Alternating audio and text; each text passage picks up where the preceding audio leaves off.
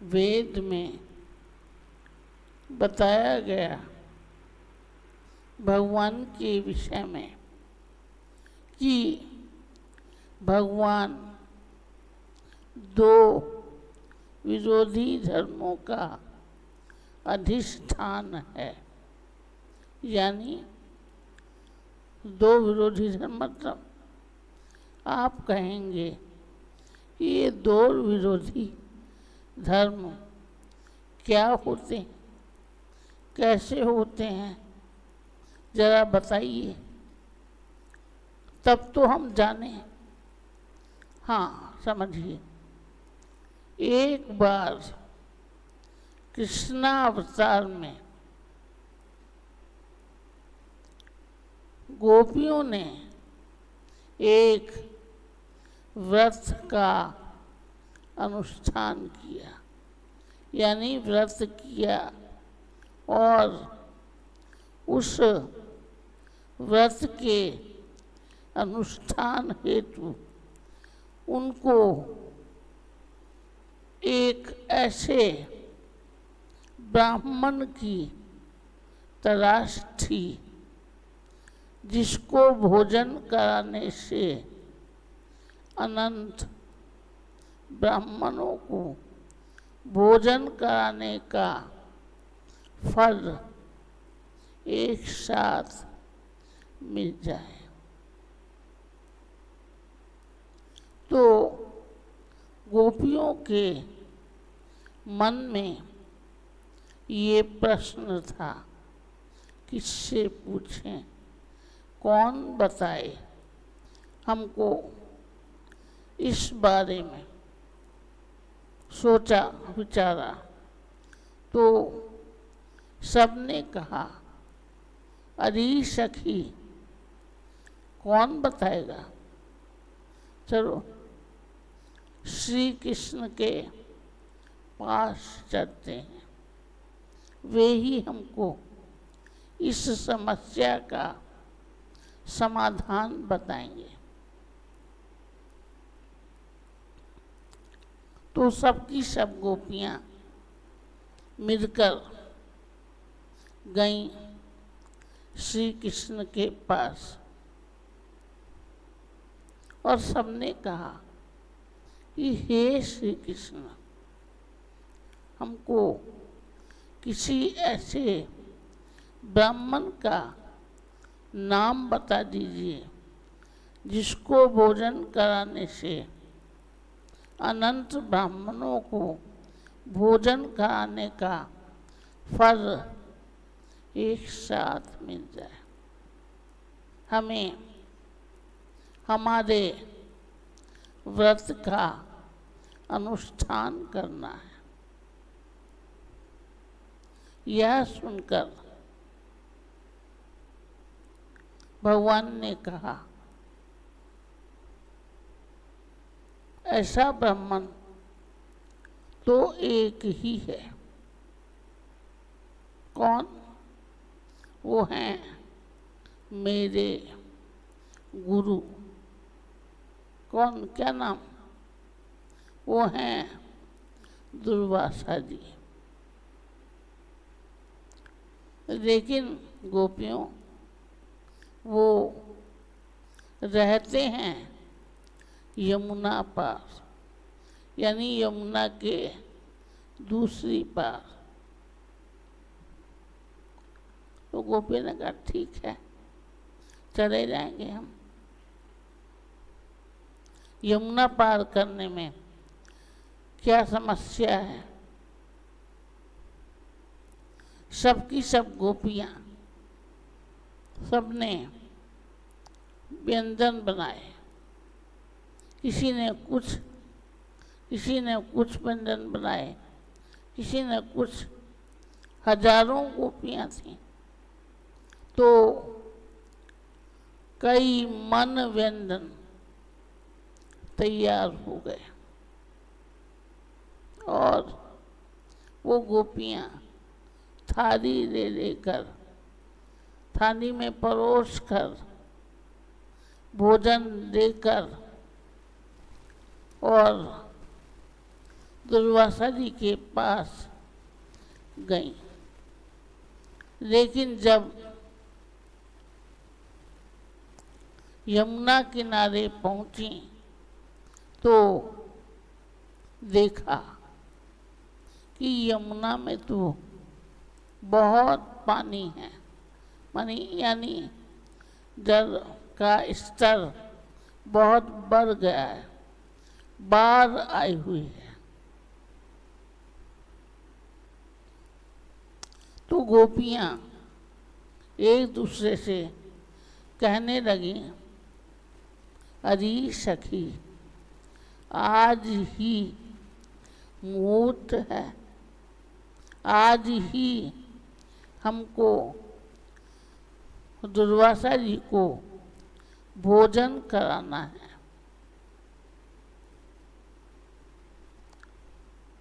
नहीं तो मुहूर्त निकल जाएगा।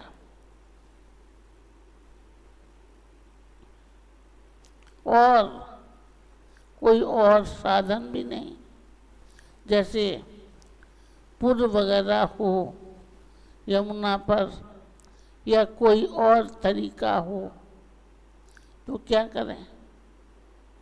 तो गोपियों ने फिर कहा, अरे सखी, श्री कृष्ण के पास चलते हैं, उनसे ही पूछते हैं इसका समाधान।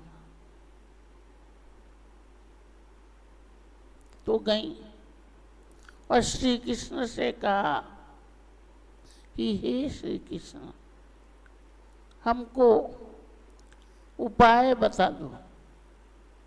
यमुना में बहुत बाढ़ आई हुई है, आज ही यमुना को हमें पार करना है, दुर्वासा जी को भोजन कराना है, क्या करें। तो श्री कृष्ण ने कहा, अरे गोपियों, जाओ कह दो यमुना मैया से कि हे यमुना मैया, अगर हमारे श्री कृष्ण अखंड ब्रह्मचारी हों तो हमें मार्ग दे दे।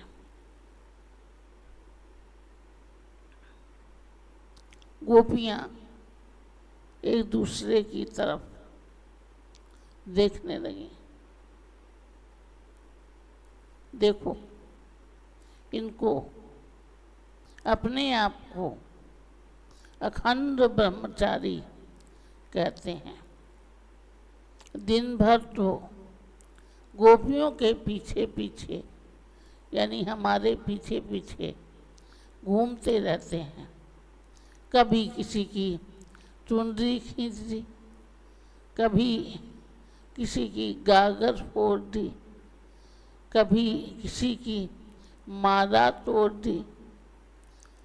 तो हमारे पीछे दिन भर घूमते हैं और कहते हैं कि जाओ गोपियों, कह दो कि अगर श्री कृष्ण अखंड ब्रह्मचारी हों तो हमें मार्ग दे दे।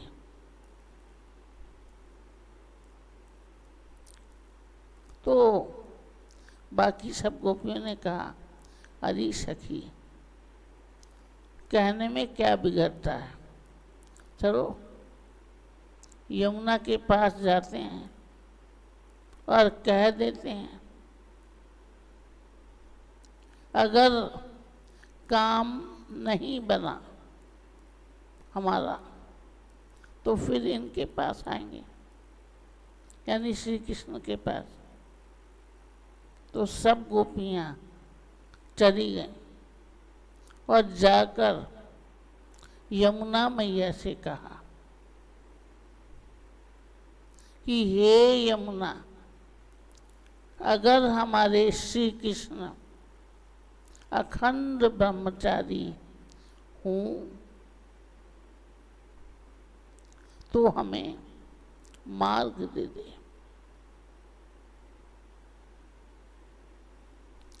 तो यमुना मैया ने मार्ग दे दिया, यानी थोड़ी जगह से वो सूख गईं और सब गोपियाँ, हजारों गोपियाँ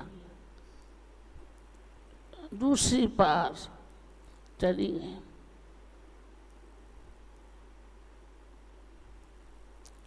और दुर्वासा जी के आश्रम में पहुंची, प्रणाम किया दुर्वासा जी को। दुर्वासा जी ने कहा कि गोपियों, यहाँ कैसे आना हुआ? तुम किस लिए आई हो? क्या कारण है?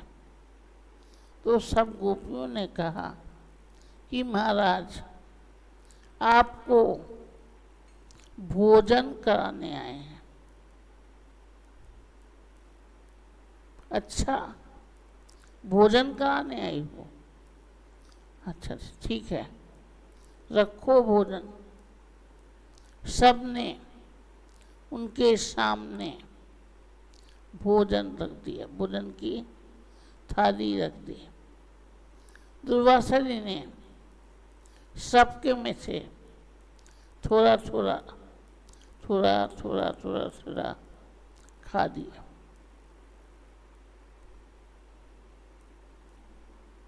और फिर कहा, बस हो गया।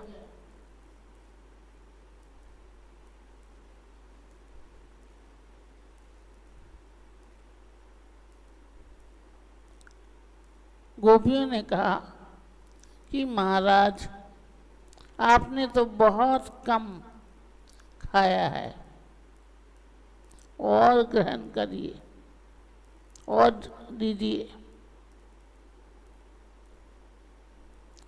तो दुर्वासी ने कहा, अच्छा कम खाया है, ठीक है। उन्होंने जितना व्यंजन गोपियाँ बनाकर लाई थीं, सब व्यंजन 1 सेकंड में समाप्त कर दिया, यानी खा गए। और पूछा, अब तो तुम खुश हो गोपियों? अब तो मैंने सब कुछ खा दिया। गोपी ने कहा, हाँ महाराज, अब हम खुश हैं। अब हम अपने अपने घरों को वापस जाते हैं। प्रणाम करके गोपियाँ वापस लौटी। लेकिन जैसे ही गोपियाँ वापस लौटी, यानी यमुना के किनारे आईं, तो फिर देखा कि यमुना में बड़े जोरों की बाढ़ आई हुई है, यानी पानी और बढ़ गया। भादों का महीना था। तो गोपियाँ आपस में बातचीत करने लगी, अरे सखी, ये यमुना जी में तो और पानी भर गया है, और हमको आज ही अपने घरों को जाना है। हमारे बाल बच्चे, हमारे पति, हमारे सास ससुर सब प्रतीक्षा कर रहे होंगे। क्या करें? तो फिर कुछ गोपियों ने कहा, सखी, जब चेहरे में, चेहरा यानी श्री कृष्ण, चेहरे में इतनी योग्यता है, तो गुरु में कुछ ना कुछ तो होगी। यानी दुर्वासा जी में कुछ ना कुछ तो योग्यता होगी। चलो गुरु जी के पास चलते हैं। सब गोपियां दुर्वासा जी के पास चली, वापस गई और जाकर कहा, महाराज आज ही हमको अपने घरों को वापस लौटना है और यमुना में बड़े जोरों की बाढ़ आई हुई है, कोई उपाय महाराज, कोई रास्ता बता दीजिए। तो दुर्वासिनी ने कहा कि गोपियों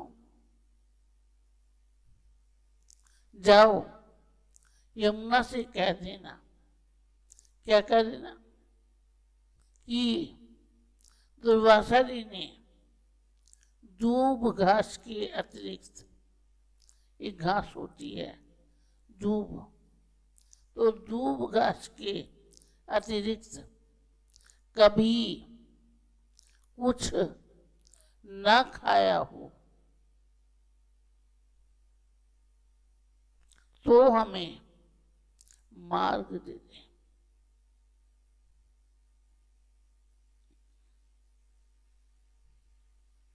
अब गोपियां फिर एक दूसरे की तरफ देखने लगी, यानी हैरान। हमने अभी इनको मनोव्यंजन कराए हैं। मनो का मतलब 40 किलो का एक मन होता है, तो कई मन व्यंजन कराए हैं और देखी सुनी बात नहीं है, यानी इसी से सुना है ऐसा नहीं, किसी ने और ने देखा है ऐसा भी नहीं। हमने स्वयं अपने हाथों से व्यंजन बनाए, लेकर आए और अपने सामने व्यंजन कराए, ये सब खा गए और कहते हैं अब कि मैंने दूब घास के अतिरिक्त कभी कुछ नहीं खाया। यमुना से जाकर ऐसा कह देना।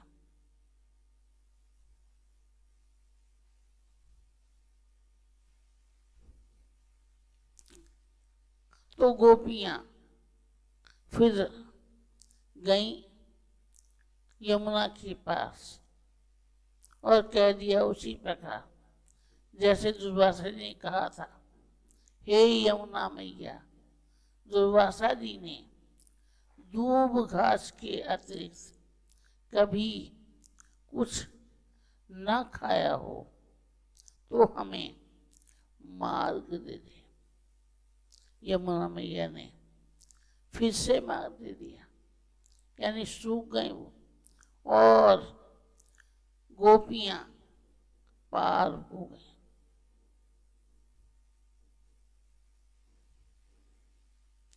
तो अब गोपियां कहने लगी, लगता है ये गुरु चेले की कोई साठ गांठ है, इनकी कोई चाल है और यमुना मैया भी इनसे मिली हुई है।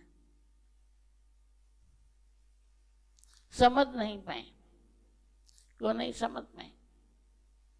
क्योंकि ये गोपियां भगवान को, यानी भगवान श्री कृष्ण को कभी भगवान नहीं मानती थी, स्वप्न में भी भगवान नहीं मानती थी।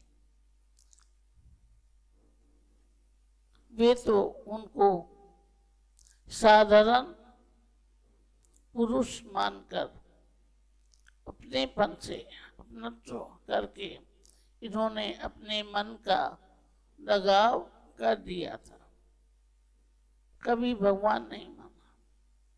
इसलिए इनको कोई आश्चर्य भी नहीं हुआ। वो तो बस साधारण बात समझ रही थी। होगा, बाई चांस ऐसा हो गया होगा।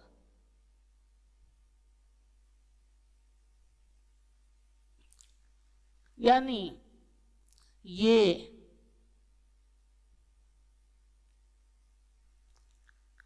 विरोधी गुण होते हैं। भगवान श्री कृष्ण ने जब कहा कि जाओ गोपियों, कह देना यमुना मैया से,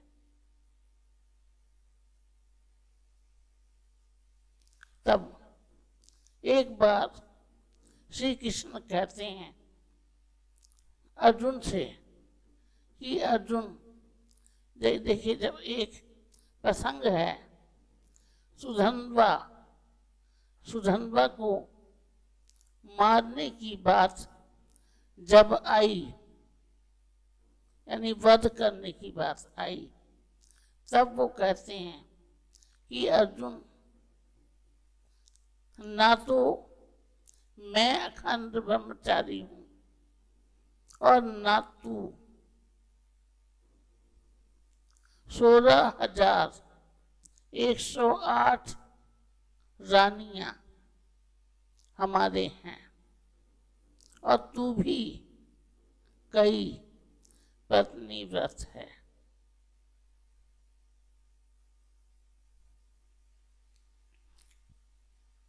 तो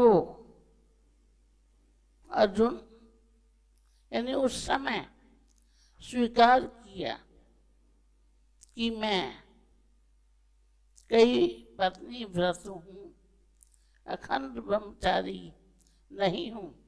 लेकिन यहाँ कह रहे हैं इस प्रकरण में कि मैं अखंड ब्रह्मचारी हूँ।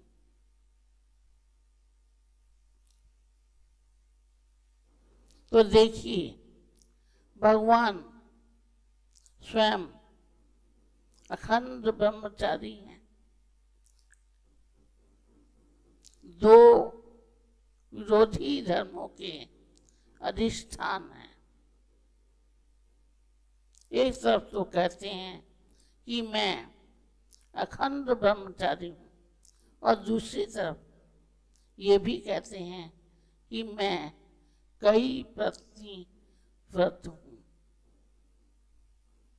ये भी ठीक।